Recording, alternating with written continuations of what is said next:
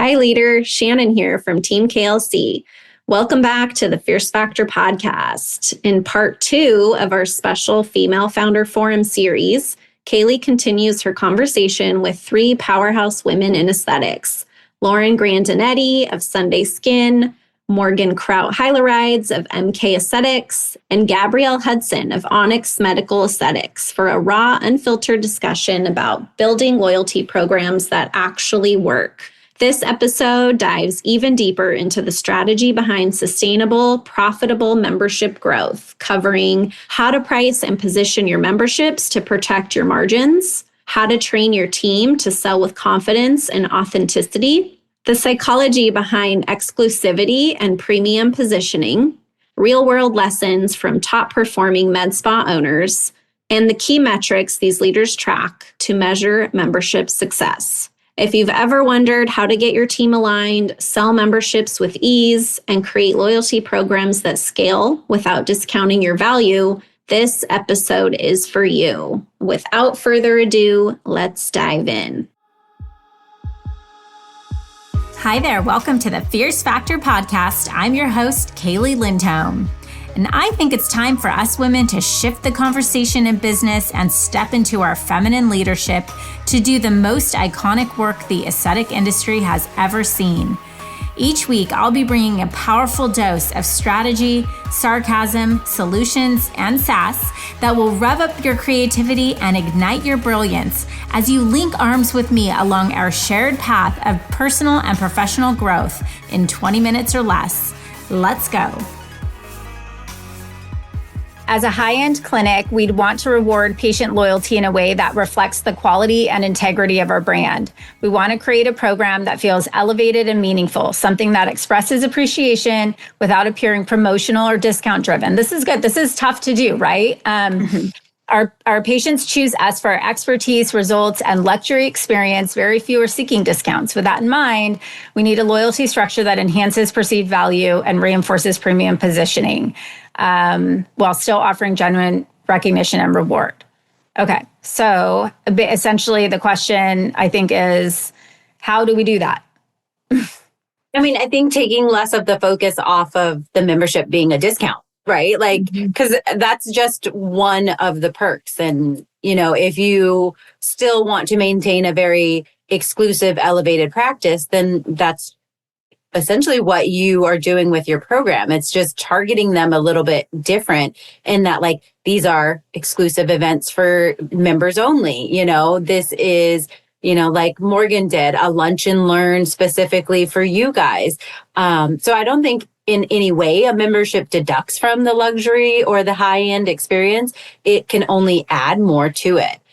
So I think sometimes that's just a mental hurdle of I don't want to give a discount. Well, I hate the word discount. Again, members aren't paying a discounted price. It's just to the outside, they're paying more, Well, I posted the case study of Erewhon. Anybody in here shop there, right? And which it's you get a smoothie for $20. And I think that the products that are sold in there are loss leaders because the placement is so expensive. It's like buying real estate, but it's all about brand perception. So it's really that opposite of the discounting and the creation of more, right? There's more for you, more available to you. That's exclusive that you can't get somewhere else. Okay, so a question, kind of a tactical question. I can also take this too if you girls don't want to. How to make sure this is good. How do you make sure all of your patients use their banks within the year? My account, okay, that's what I saw. My accountant said we can't keep those funds on the books. Maybe I need a new accountant, but I get it. Yeah. Well, I can actually share a really painful thing, but we on liabilities, we run at 400 plus, we have liabilities, right? And we know we have to have that money available, but I would say in Minnesota, we can absolutely carry that over. However, we took $100 and some $1,000 hit last year in our taxes because you have to work with your accountants on if you tax it right when the money comes in, or if it's not taxed until you do the service, right? So I could get charged $199 today and it goes into our bank account, but that person might not come in for 3 months. So you have to be so crystal clear. And that is one of our really big pain points to this day. That's $150,000 that we weren't expecting because our accountants did it wrong. And so again, but we carry over liabilities just as the business. You have to make sure you have that cash in the bank. And, you know, we're very I think that might actually happen at the bookkeeping level, which is like accrual. Yeah. So you need to have that conversation, which your accountant can help advise you, but then it has to be, what do you call it? What's that thing? Yes. Your QuickBooks or your your P&L, your itemized. Right. Yeah. Like, what is that called? The registered. I'm like, what is that when I don't know why I think of this, but anyway. Okay. Very good. Next question is, do any of you require your patients to be a member to be seen? Oh, that would be my dream. I see who asked that too. Let's do it. Do they have to be a member to be seen? Yeah. Okay. Like not currently, but you know, I think that if you do have some senior injectors or people who, you know, like myself being, you know, a CEO and eventually moving out of the treatment room, that's not off the radar that I may only exclusively see, you know, members or see my top, you know, revenue generating patients. But that will come at like an individual choice. I don't think it should necessarily be a whole practice unless that's what you want. And I think to your business plan, like we have 6 injectors. So I think it's like, for me, I haven't taken new clients in 2 years, but I'll see a non-member. They're still my loyal customer. However, that goes into, I think, the vision of what you want for your company. And so I think for me to say like, you have to be a member to be seen wouldn't work for us, you know? But I think you have to really assess your business. But again, as my team grows, you really then have to foster those, like I get busier, like you got to make sure you're nurturing your team. And so I think if it's a smaller business or if it's just you or one other person, that might be work. But for our size, that wouldn't work for us. I built my business that way. It's all membership based. So there's no a la carte anything. It is you're a member. And then we also have like secret menu stuff once you're inside, like in and out, that, you know, people don't know about, but when you're a member, you can access. So yeah, it does depend on how you want to structure and model your practice. And it's totally possible. If you just have to go all in, right. And pick a path. It's when you dabble here and dabble there that you're like, you end up, that becomes complex and Frankenstein business, right? Yeah. Next question. Is there a specific dollar amount that creates loyalty, but is also beneficial in creating cash flow for the business? What is the fine line to not discount yourself too much? So your margins, right? Like look at the cost of goods and service and things like that. In terms of like, you know, what you're willing to discount from the treatment. I think it varies. I think the industry standard maybe is like for Botox, like 60% or something, gross margin. And so knowing those numbers and setting your membership prices to, you know, make that work. And then what sticks, right? Like how many visits are your patients actually coming? So that will break down like what your monthly, you know, cost should be. And I think membership, you know, it shouldn't be like, oh, this is how they're going to get $9 Botox. Again, that goes back to like the value, the experience, knowing your numbers. I wonder if also the way I heard the question was like, is there a specific dollar amount like per membership that is like conversion? Is that how it reads, Kaylee? So the question itself is a specific dollar amount that creates loyalty, but is also beneficial in creating cash flow for the business. And that's from Jamie, if you want to extrapolate on that in the chat too. What is that fine line not to discount yourself too much? I mean, so individualized, right? Yeah. I think both sides of it is like what Gabrielle said, you have to know your numbers and what kind of where that sweet spot is. As far as dollar amounts, like per membership, we've played around with this a little bit. I think I'm the only one here who has multiple tiers. And at one point we had it was like 50, 100, 150. That's, I think, when I started, because I was so terrified that like people wouldn't want to commit to more money per month. But y'all, we ended up getting rid of the $50 one. And we ended up adding, we now have a $250 and a $350. We just added in September a lifestyle tier with Sunday Skin that's $350 a month, that we have had tons of patients sign up for. And again, it went back to like, hey, if you are all in, this is sort of like that, you know, you're joining a club, right? You are making Sunday Skin like a part of your lifestyle. And so therefore, you know, this just makes sense. So what we found too with having a couple of tiers and some higher dollar ones is that you technically obviously need less members for it to still drive a higher amount of revenue per month. And that's worked well so far. Lauren, and I think just curious, do you guys have wellness in the clinic, Lauren? We do not.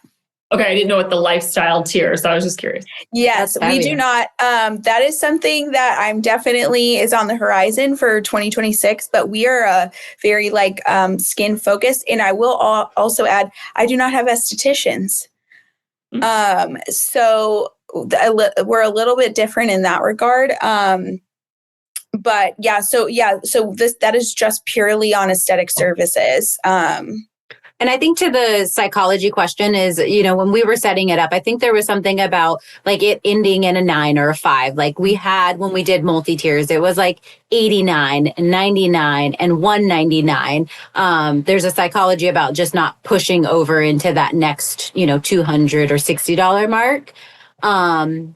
And then there was something else that we were thinking about, the psychology of the memberships, but that's something I remember when setting up. Yeah. Yeah. And it honestly, like Jamie, she's saying she has 99, 250, and 500. Want to know if these make sense. It like takes time to sit down and do the math or get some support on that and just run some projections. Because if you actually run those actual scenarios, like take an audit. Like I can't remember if that was this week's or last, I don't know, one of what we just did a presentation in Fierce Factor Society about this, but like where we have you pull an audit of like everybody with the last name that starts with K in your database, that's like an active patient, and pull them and then look at like, go through an audit or audit even your most valuable buyers and do the math, like run the scenario with them. If this is what they did last year, if they had been, here's what they spent, here's the investment they could make. And then you teach yourself how to have that conversation and communicate. Because if you think of yourself as a consumer, you're like, another thing to do, another commitment, I'm already, you know, but if it's like, hey, let's just do this math here. Like, had you been on this membership, we could have saved you $1,500. And if you're going to do the same thing, are you going to kind of do the same thing and you're putting the treatment plan together, then that's when you can have that conversation. And it's not about discounting. It's just that there's more value, more things we can do. And I think there were questions too in here about adding value. You could also add like Vizia or the other things that are like you may already be doing, but they're going to enhance and also give you a better ability to upsell or cross-sell patients into other services. Those things could be like the little extras as well, right? My favorite is like to find things that you can add on that costs you no additional dollars, but the patient's like, this is amazing. So like most of our like the lifestyle, you know, some of our tiers, if you microneedle or Moxie, you get a free neck add-on. Well, it costs me no extra dollars to do that, right? My consumable is the same. But the patients are like, this is great. I get to treat my neck this time, you know? And so they're more likely to stay consistent with those treatments. And then, you know, it also gives your provider an opportunity to, you know, cross-sell or upsell skincare and all that good stuff too. So yeah, like little things like bring your makeup brushes in, we'll clean them for you. Like, oh my gosh, I'm so busy. Like save me time, right? Like know your client, like what is their, right? Like what motivates and drives them. So there's just creative, like when I was running my practice, we gave cash tips for the valet. Cause you know, when you stumble down and you're like, oh crap, like sometimes you're like not going to valet because I don't know, maybe it's just me. Like I don't have a tip and I'm like, I can go walk and be late to my appointment. But like our patients always knew, like, don't worry, we got now there's Venmo, but we got you like a couple bucks, you know, to walk out with. So these little tiny things that you can do, and then you create those, like, you talk about them like as if that's part of the automated experience as a member, right? So, okay. Let's see. Should you have both? This is interesting. Both a membership and a loyalty program. What a great question, because I think we've used those terms interchangeably. How do you answer that? I wasn't sure how to answer that. I was like, are they this? I guess it depends what you define as like loyalty versus like membership. But something that we do, and I don't know if this answers it, but I'll just share, is we were trying to figure out ways to increase like the amount of visits patients were having. And obviously we're doing all the work in the consultation and treatment room and all of that. But we ended up going back to a little punch card.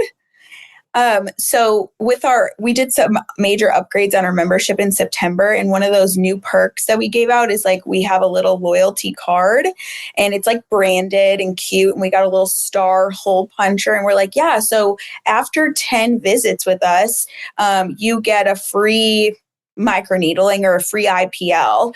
And everybody, it's so fun. They're like, oh my gosh, I get a card, and like they bring it in and make sure it gets punched when they have their visit. And so to me, that's like loyalty, I guess, in a way, or it's a loyalty card. And that's it is included in the membership. And that's one way that we enhance the membership, without adding additional discounts and things like that.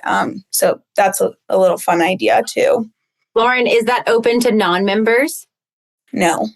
Mm-hmm. So that could be a way you could build loyalty with non-members, right? Like incentivizing them to come in frequently too. So, I think you're right. Like you have a membership and then you have loyalty, rewards too. So, yeah, good question. So I think also those terms can be used interchangeably as well, that the goal of the membership is to create loyalty or to stimulate and systematize loyalty, the things that you're already doing to keep patients coming back, right? And creating an experience that incentivizes them in a way or inspires them to refer other amazing people to your practice too. The next question is about beauty banking. So the one commonality, all three of these ladies have beauty banks, 2 have single tier and 1 has multi-tier memberships, right? Okay. Beauty banking is popular. What's the fine print and guidelines in regards to redeeming their treatments? And also, if they're banking, how do you help allocate their funds with a multimodality approach rather than just Botox? I can answer that, or at least start. So our expectation is that they're going to use that money within a year. But obviously there's always going to be some sort of carryover. So just expecting that and, talking with your financial, team. And truthfully, like our patients come in consistently enough that they use the bank, up every visit and then they rebuild it. Or if they're trying to plan for something bigger and they want to save their, dollars for something else and maybe pay out of pocket for their Botox, then that's their decision at checkout. We always ask, we don't ever assume. It's like, hey, you've got this much in your beauty bank. Do you want to save it for today? Or I see you have this treatment, bigger treatment coming up. Do you want to use it for that? So we give them the option. And then, I forgot what I was going to say about it. Yeah. So we give them the option overall. And if you're at that kind of like 150 to 200 mark anyways, then they end up using it in their treatment month, every quarter. I was going to add, so we do have our wellness ones. They are not beauty bank style. So it is like a service rendered kind of style. So, if someone is on a weight loss membership, there is no banking of their funds. Their funds completely all go towards their medications, their supplies. We give them full body composition checks every month. And then it pays for the time of your visit with your provider.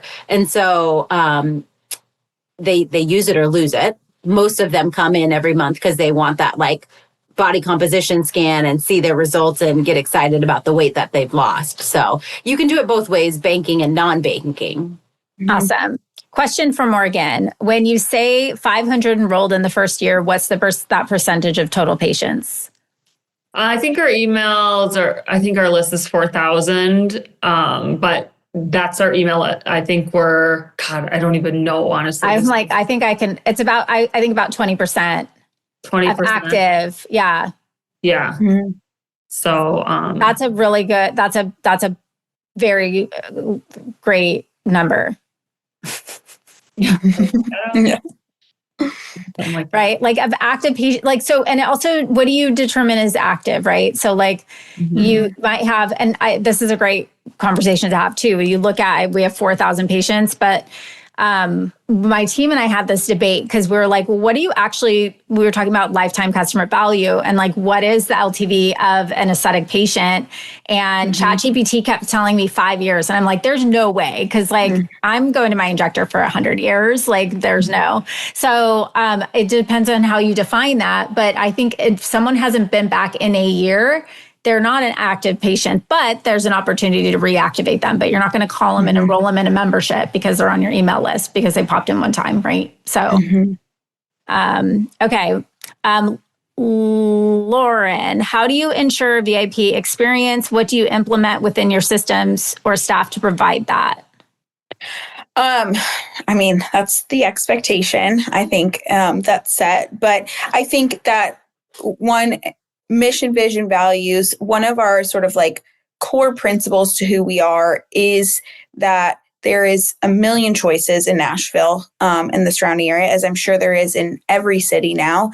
And so how are we going to make the patients stay? And it comes back to how you treat them. So it's like every touch point is thought through from, I always tell my front desk staff, like they're the most important role in the practice. How they interact from the minute they pick up the phone to how they make the patient feel at checkout is crucial to our success. And I'm constantly reassessing and, asking my staff like, oh, do you feel like this feels like what feels good? Right. Like, cause at the end of the day, that's what I'm doing. I'm making people feel good. It really isn't about their skin completely. And so I'm like always reassessing like every interaction point down to like, we've mapped out like the way the patient walks throughout the clinic and how does that make them feel and how long should they sit in the waiting room before they're put back in a room. And so I just go back to how I would want to be treated, I think, too. And making sure that you have the right team members who are, just as committed to that mission, and understand that's the number one thing. That's why we're there every day. Right. And that's what makes us successful. We're not just, the place that you go get your Botox. Well, I appreciate like what you're talking about, the reinforcement of that all the way from first touch point to the last. And I think one thing I've noticed too is like a lot of, we're business owners and, do business travel and fly first class sometimes and stay at nice hotels, and not all of our team members get to like have those experiences yet. Maybe they're just not as old as us, right? And so like it's up for, if there's something, I think bringing inspiration from outside and then making it the way we do things, like our the way we operate and the standard of excellence, and then testing that again and again and talking about it. Something that stood out to me, Lauren, that you said earlier was we talk memberships every single day. Like think about what do you talk about in your practice every single day, right? What you expect you have to inspect what you expect. So if you just do a training and teach them to do it, and then you're not up in the business every single day talking about it, they're not going to think it's that important. So you have to keep going back to that and reinforcing it constantly. Right. Okay. A question for Gabrielle. How do you balance your patients that are wellness members and aesthetic members? Do they pay for both? Jolie, do you understand that question? So they do pay for both if they want the banking style, right? So like if a patient started with me on an aesthetic membership, they're banking that. And then if they cross over into wellness or weight loss, that membership is a use it or lose it kind of monthly model. And then if the patient is only a wellness patient, again, theirs is use it or lose it for wellness services, but they have access to the discounts of what aesthetic memberships get, but they don't bank it. So they just have access to discounts, but no banking, essentially. And the EMR keeps them separate. And I think I saw something in the chat about like, how do you track like how long someone's been a member? Those are all things that the EMR tracks for us. We did, reiterate our membership, and so had to unenroll and re-enroll people. So knowing like when they started with us originally is kind of just something I keep, for myself, but it's not something that's tracked often since the change. Awesome. All right. How are you incorporating wellness into memberships or separate wellness aesthetic memberships? I think similar question. Yeah. Have you had this is general question, had success with any members only events? Mm-hmm. Yeah. I think across the board. Yeah. I'll share a few that we do. We do like, quick, in August, we did 2 pop-up days of express facials, members only. They're 30 minutes. They're at $50 or $75, depending on which one you chose. And it booked so fast. Like they were so grateful. So that was a really good kind of exclusive to members only. We have done pop-ups and a lot of collabs. So, cross promoting like people shop at a boutique and then we'll host a member only event that night. And then you get 15% off and you can shop and sip and things like that. That has been, you got to be strategic with that. We're coming up on a Lululemon one. And so I'm trying to think our other quick events. We just did a laser only event, on education for members only. So we've been trying to get creative, but we also have a lot of non-members too. So we're trying to figure out how to kind of balance that. Mm-hmm. Yeah, over the summer we had a event series for members, and actually it was just like all pouring back into them. So one of the events that we did was a skin health, and so they came in and got a personalized skin analysis and a mini skin routine, and we partnered with like our skincare rep, so it actually didn't necessarily cost us anything to help bring those patients in. And they loved it. They walked away with like $150 in skincare. And so it's other things that we kind of tell members like, hey, we just had this event and like our members walked away with, some, great stuff. So the membership pays for itself. Yeah. Yeah. Length of commitment. What length of commitment do you all require for your memberships?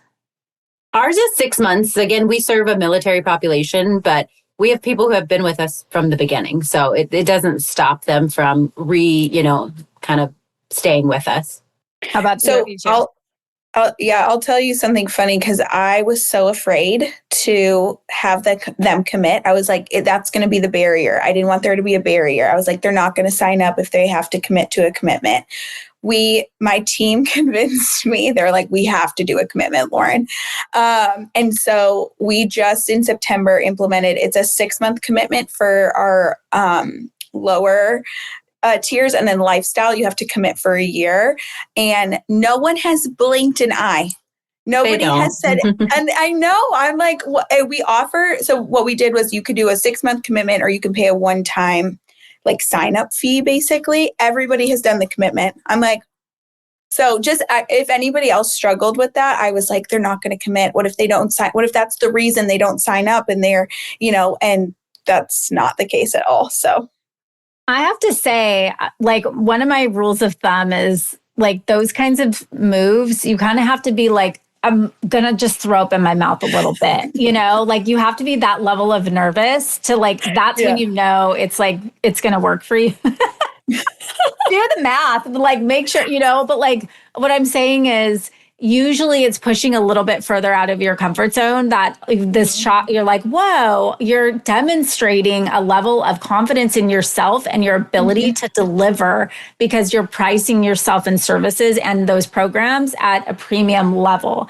So going back to the questions that were asked multiple times about we're high-end, boutique, luxury, right? What do you expect when you go to the Four Seasons? To pay a lot. Like I expect like a $35 minimum glass of champagne, I expect to like a cheeseburger that I've not, or whatever. Like it's just going to be ridiculous. And so that's that truly like, it plays on one of the main consumers' buying triggers, which is like to feel significant.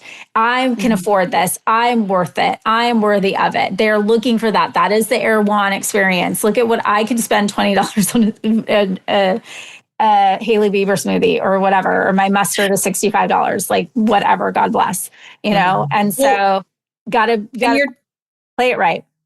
And your team also understands the value. So they act like it's no big deal. They're like, well, that's like 2 Botox visits. So it's like, obviously you're going to be here for 6 months, or, you're a lifestyle member. Oh, we're doing a laser series, and like, you're good. You're doing a couple of sculpture treatments. So yeah, a year is no big deal, and then they're like, oh yeah, of course not, and they sign the agreement. Okay. We've got 2 more minutes left and quite a few questions. I'm going to scan really quick. How did your unit patients react to area pricing? Rapid fire. Yeah, pretty good. I would say I was nervous. That was one of my situations where like Lauren was like, I don't know. We're going to do it. I don't know how people are going to respond, but we're going to do it. And it was mostly built around educating them. So we talked about how like your current dose is maybe limited because of your budget. And this gives you the opportunity to get closer to a therapeutic dose and you get better outcomes. And your budget's not going to be the restriction in the equation. And then I also kind of put to the analogy of like when you went to your doctor and you needed, an antibiotic for your sinus infection, you didn't negotiate on having 5 days of antibiotics versus 10 days because he knew what it was going to get you to be cured or the treatment. So I know what dose you need, and I don't want to be limited in giving you a great outcome because your budget. And so when they're like, well, my budget is X, then I'm like, well, let's focus on that one area today that fits in the budget, or that 2 areas that fit in the budget. And then here's your membership. So now you can bank and plan that we're going to do those 3 areas that you would really like to do. And we've got a plan in place so you can save for it. So yeah, I mean, I was very nervous. I'll be 100% honest, but I was so sick of negotiating in the treatment room and people wanting 8, 10, 12. And it's like, I know what's going to get you there. And, having that conversation about like, this is therapeutic and this is where you are. Imagine how much better your results are going to be if we could just get there and money wasn't the like holding point, or money wasn't the barrier to get there. Yeah, I love that. I will say too, if for those of you that book your growth strategy audits and sign up for 1 year, if you haven't, looks like there's 10 left. You can work with Krista, put in the notes that you want to book your call with Krista, and she can help you work on that confident messaging, by the way. That is important, like to be able to stand up and say, like, how many of you guys would buy from Gabrielle, like anything from her? Like, I mean, I'm so, what, here's my wallet. She said, I was nervous to do it, but I did it. I threw up in my mouth. I swallowed it. I'm good. Let's move along. We're good. Okay. So I'm going to ask one more question and then we are going to let our panelists go. And you could see them in you could see Gabrielle shows up to all the Fierce Factor Society sessions. So you can pick her brain in there. Let's see. Oh, this is a good one. How do you put this stuff on your search? So how do you market? Because I've got this question a lot. So the question specifically is, how do you put this on your service brochures? Do you not just list pricing? You just list the services? And do you include membership info on your brochure? So I think we can talk brochure, but in general marketing, how do you market, mass public versus membership, blah, blah, blah. Our membership is on our pamphlet. And so it's like on one side of the pamphlet talks about membership, program savings, pricings, and then all of our service.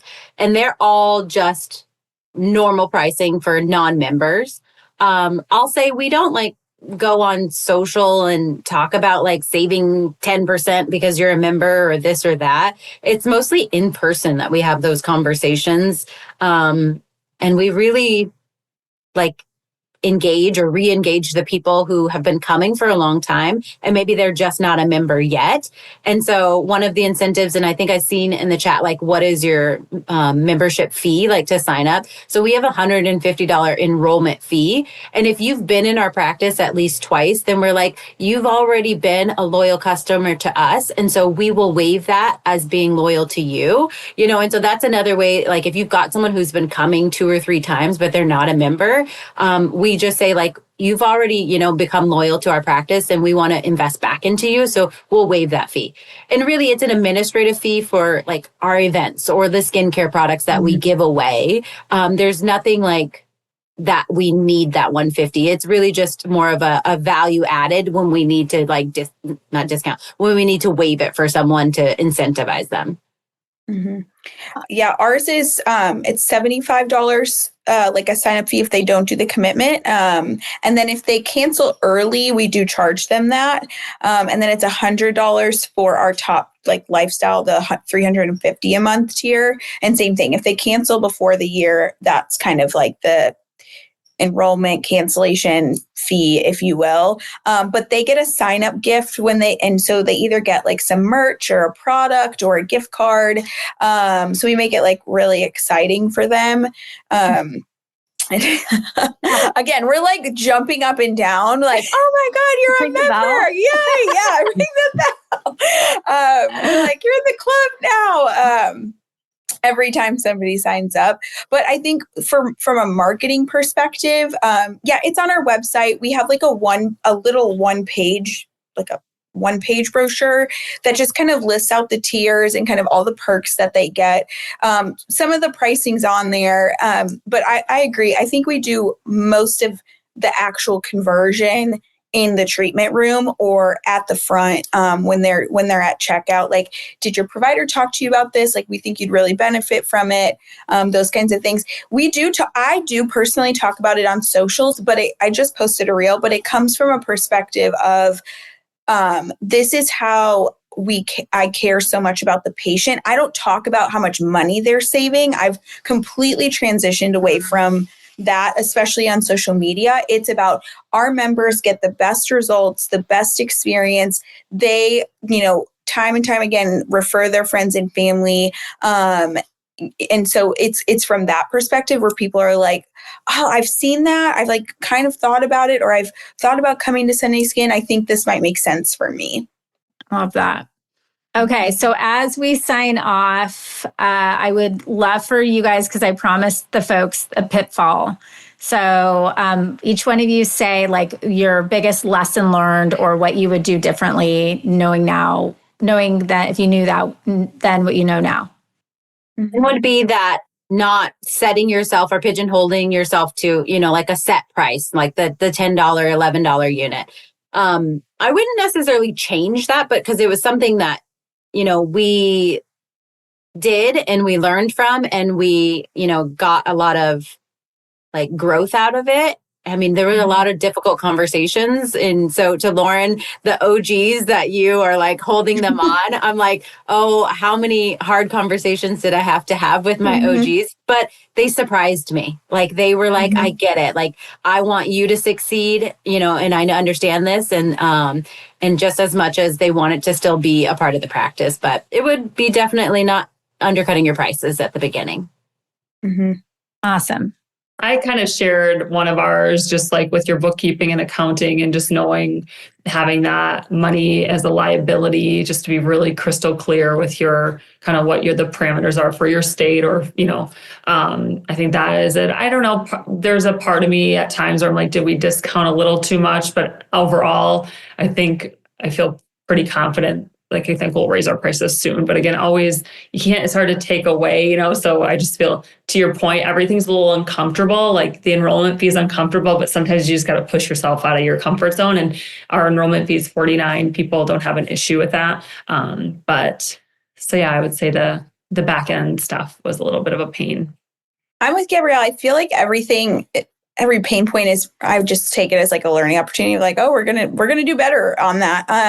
But I would say probably our memberships kind of stalled for a while, and re-engaging my team and really strategizing hard on helping get everyone sort of as excited as I am about the memberships and understanding the value really helped like reignite that.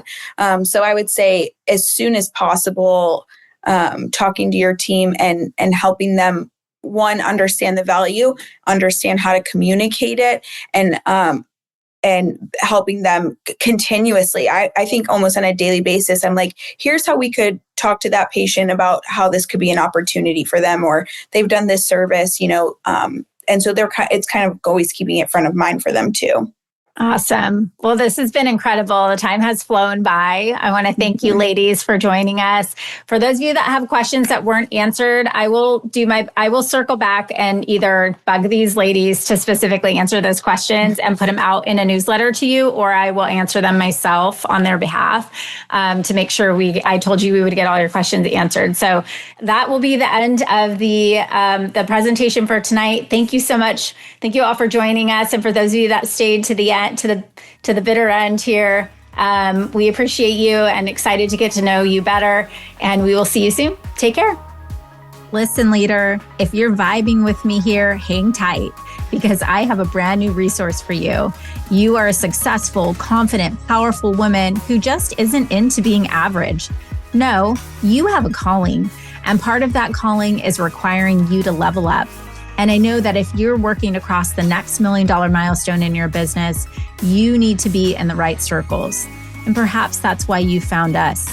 I'd love to invite you to join The Blueprint, a weekly resource for inspired, provocative thinkers who are taking this conversation to the next level. Get access to free business tools, podcast supplements, guideposts, and direct communication with me and my expert team. And of course, a masterfully curated circle of women making big moves and disrupting the status quo in aesthetics and wellness. You can link directly through the show notes or head to klcconsultants.com/blueprint. It's time to elevate. See you there, goddess.